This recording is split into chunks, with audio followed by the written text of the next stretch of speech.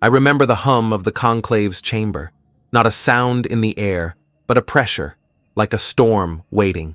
Species from across the collective sat in stillness, their thoughts brushing one another like wind-blown silk. I was the static in that silence, the one who did not hum.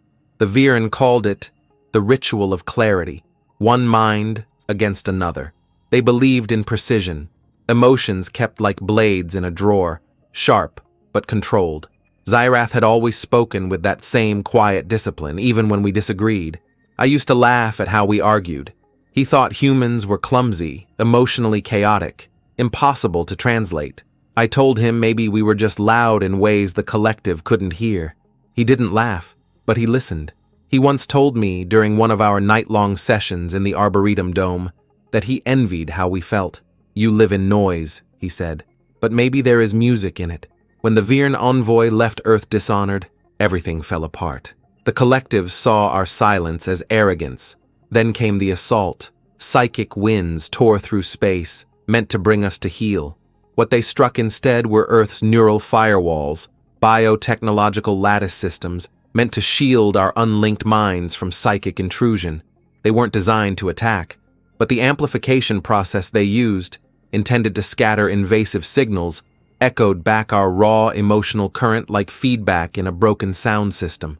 It wasn't strategy, it was accident, but it worked. Rage, memory, hunger, fear, amplified and unleashed. The Viren couldn't hold it. Their silence cracked. They called me a weapon afterward, said I had volunteered for augmentation. That's true, in part. The collective wouldn't allow a human to face a telepath in ritual without some ability to interface. The neural graft was experimental, fragile, designed not to fight, but to feel.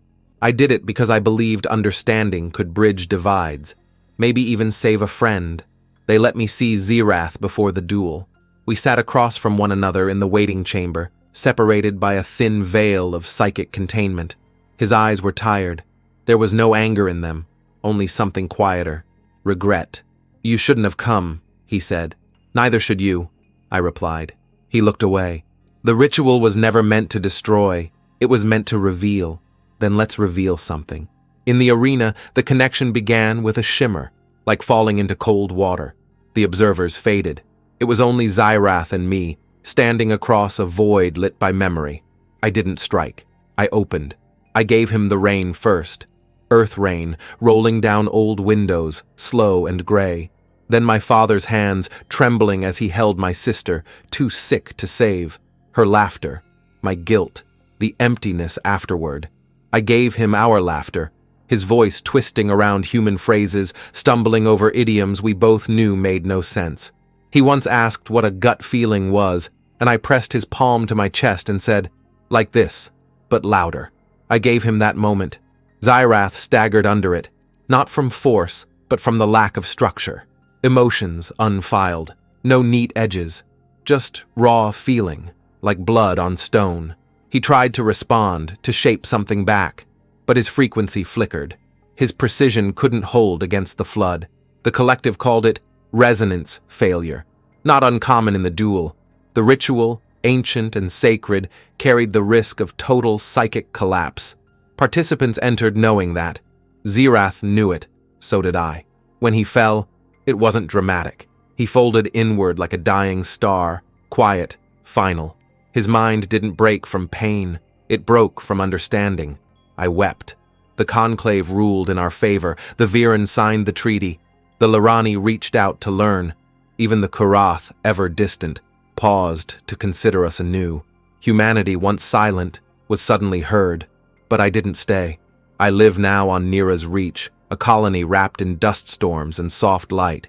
They send messages, honors, invitations. I don't answer. What I did wasn't heroism. It was a confession screamed into the dark, and the one person who truly heard it is gone. Peace, they say, has begun. But I know better. It hasn't begun. It's begun again. And like all peace, it will need watching, listening, sacrifice. Still, sometimes when the winds rise and the colony sleeps, I close my eyes and feel it, that old silence, vast and watching, and in its center, something warm, something broken, and I remember.